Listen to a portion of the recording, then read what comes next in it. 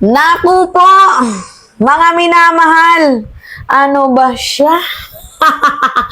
Sino itong konsihal?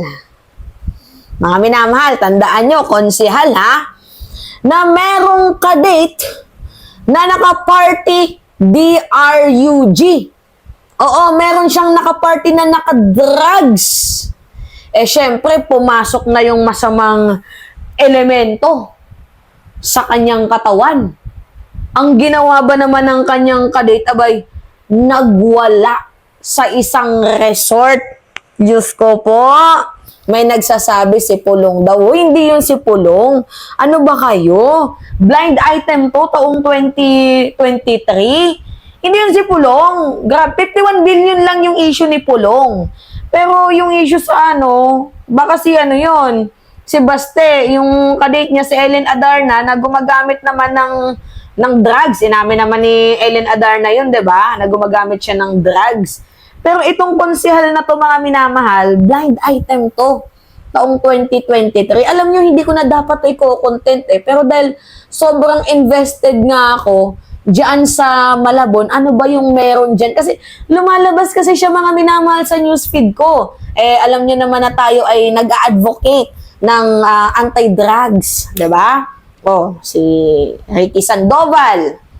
Nabasa ko yung pinublish ni Ellen Tordesillas noong January 11, 2009 na di umano, mga minamahal abay, itong si Ricky Sandoval daw po, di umano, abay, pumapares sa Alabang Boys na gumagamit daw po di umano ng ecstasy. Diba? Binalita natin yan sa inyo. Kaya masyadong naging invested ako. Bukod kay Ricky Sandoval, yan, si Lenlen, Oreta. Nagba-background research din ako dyan. Tapos meron pang isa, mga minamahal, si Bim Noel. Oo. And nung ni-research ko itong si Bim Noel, ay, nagulat ako, mga minamahal. Parang may pagka-credit grabber din kasi Diba? Parang ganon yung labas Ako'y nagtatanong lamang Kasi aking napag-alaman, mga minamahal, papakita ko sa inyong picture. Ayan Bem Noel, diba? Maganda naman yung kanyang layunin. Makikita ninyo. Social pension sa mga taga-barangay Concepcion. 6,000 pesos ang matatanggap ninyo galing sa nasyonal. Sana makapabili kayo ng inyong maintenance at pang Jollibee pa. Ingat kayo, mga lolo't lola. Okay, maganda sana, mga minamahal, ang konsepto ng layunin.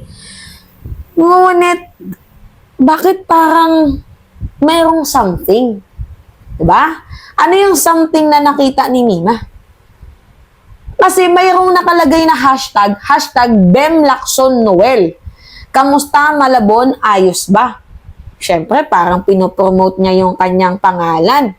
Pero napag-alaman ko, mga minamahal, yung social pension program na yan, ay programa pala ng gobyerno.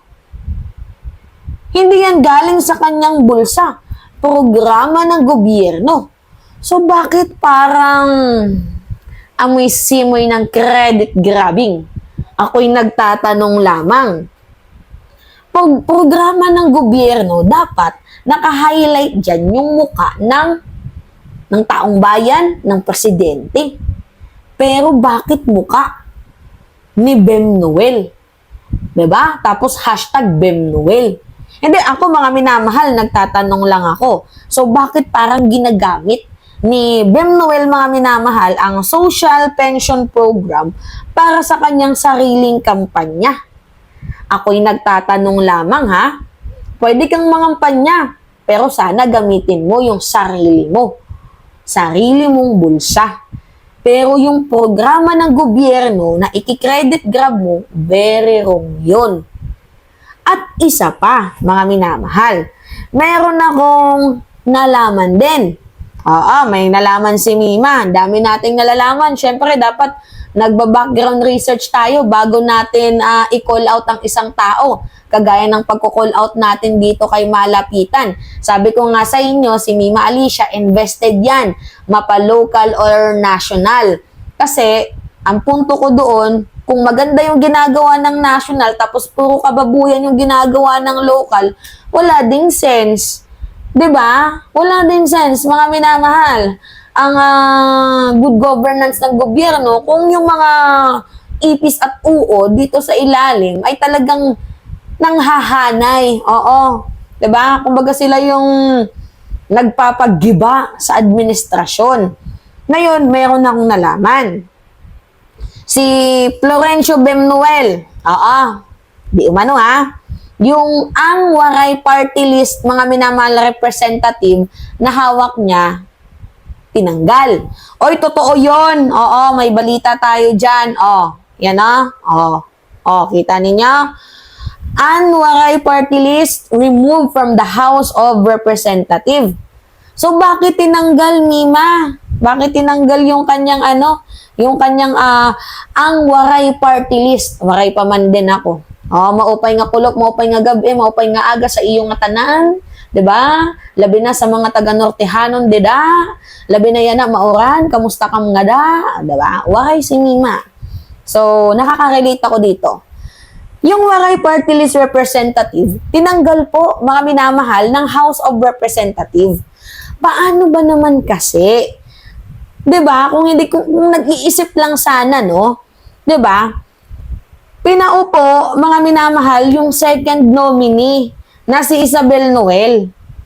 Wala namang problema kung merong proper authority. Ang problema kasi, pinaupo yung second nominee nang walang proper authority. Kaya yun ang nangyari, natanggal. Boom! Nawala sa eksena. Diba? So ngayon, eto na. Yung kwento, diba? Patungkol sa isang konsihal, mga minamahal, na napapabalitang merong nakadate, na naka-party drugs. Tapos yung babae, nagwala sa resorts. 'Di ba? Kaya yung babae, ayun, nabaliw, kakatakbo doon sa resorts. Sino kaya yung tinutukoy na yun? Uy, hindi si Basti yun, mga minamahal, Basahin natin. Taong 2023 to, kadate ng konsihal na naka-party drugs nagwala sa resort. Ayon to sa Abante News. Isang babae ang nagwala sa isang beach resort matapos umanong painumin ng party drugs ng kadate na konsihal kamakailan. Ay, naku, Diyos mio naman mga pare ko, sakit nito sa ulo. Diba? Kaya nga galit na galit ako sa droga Diba? Kaya nga, kinall out natin si Ricky Sandoval. Totoo ba? Yung mga paratang sa'yo, na ikaw ay miyembro, kasapi, kaibigan di umano ng Alabang Boys. Tapos ito, malalaman natin, mayroon ding isang tumatakbo na yung kanyang kadate, nilagyan ng gayumang droga. Diyos me, yung mga minamahal. Sakit talaga sa lipunan tong tong droga na to, no? Sa ulat ng pulisya, pinangalanan ng inarestong bebot na si Zaneta Gardose, 28 anyos, taga-barangay Tapulaw, Orani, Bataan. Ang kasamang nag-check-in sa resort at nagpainom umano ng party drugs na si Nino Lacson Noel, konsyal sa Malabon, batay sa police report. Hoy mga minamahal, itong pinapakita ko sa inyo, balita to ng Abante News. Yan, hindi ako nagpe-fake news, binabasa lang natin sa inyo para mamulat din yung ibang mga taga-Malabon sa pipiliin nilang, 'di ba? Konsihal, i-elect nilang tao, 'di ba? Na nababagay naman sa posisyon. Huwag kayong mag-alala mga minamahal. Si Lenlen Oreta, i-research din natin yan. Si Ricky Sandoval, na-research natin. Si Bim Noel, na-research natin. Itong si Lenlen Oreta, i-research din natin yan, mga minamahal. Huwag kayong mag-alala. Diba? Para meron tayong transparency and syempre, accountability. So, ayon sa police report, nangyari ang insidente sa barangay Nagbalayong, Morong, Bataan. Inireport umano ng isang staff ng Playa Azul Resort sa pulisya na nagwawala ang bebot noong Mayo 2023 ng gabi dahil upang bitbitin ito sa Morong PNP. O, nung nasa Morong PNP na, mga minamahal, abay, halos ayaw na umanong magbigay ng impormasyon nitong Gardose. O, itong babaeng to. Pero nang dumating ang kanyang kaibigan, abay, nagsalita na. O, ngayon, ano yung sabi? Sinabi ni Gardose na siya ay kasama niyang lalaki ay nag-check-in sa Playa Azul. Habang nasa kwarto ay pinainom umano siya ng kanyang kasama ng kulay asul na tableta. Anong tableta yun? So, kinilala ni Gardos ang lalaking kasama niyang nag-check-in sa resort na si Konsihal Noel. Ay! Naku po, mga minamahal. Mga taga Malabon, ingat-ingat po. Ayaw natin sa droga, tandaan ninyo. Kinilala ni Gardose ang lalaking kasama niyang nag-check-in sa resort na si Consel Noel. Nagkakilala umano sila ng Noel sa isang dating app. Ayan ako, Diyos ko po, dating app talaga. Daming nadadali dyan sa dating app na yan. Tapos diretso, ang baba ng tingin nila sa kababaihan, no? Sobrang baba. Pagkainom ng tableta, hinalikan umano ng konsel si Gardose at dito siya nagalit kaya itinulak ito. Nagalit umano ang konsel at lumabas sa kwarto. Nagtatatakbo naman palabas sa kwarto si Gardose, dala ng epekto ng droga habang agad umalis na ang konsel. Wala pang ibinibigay na pahayag ang naturang konsel. Eh syempre, tatahimik na yan sa issue pag ganyan. Diba? Kaya, Noel, sagot-sagot din sa issue mo. Kami, nagtatanong lamang ha. At ako, binabasa ko lang din tong mga article na nakikita ko online. Kasi syempre, dapat kapag tayo magba-background research sa isang tao, bago natin siya i-call out, talagang literal na background. Diba? Dapat ganun. Meron tayong mga ebidensyang pinapakita. So, by the way, mga minamahal, kasalukuyang congressman, if I am not mistaken, ng Malabon, itong asawa ni Bem Noel. So, sino ba yung asawa ni Bem Noel? Kalimutan ko pangalan. Lacson, oo. Si Jay. Si Jay Lacson Noel. Pero, ano yung plot twist doon? Abay, patong-patong po, mga minamahal, ang kaso ng congressman na ito, di umano sa ombudsman. Imagine ba naman mga minamahal dahil po ito sa nire-repack ng mga DSWD na food pack. O ito yon, pakita natin sa inyo yung article. Nakakaloka. Diba? Tarantado. Oh, Malabon kong J. Lacson Noel, Mr. at Kagawad ay nareklamo sa ombudsman dahil umano'y sa pag-repack ulit ng DSW food packs. Alam niyo, tawang-tawa talaga ako dito sa mga tumatakbong konsel ng ng Malabon.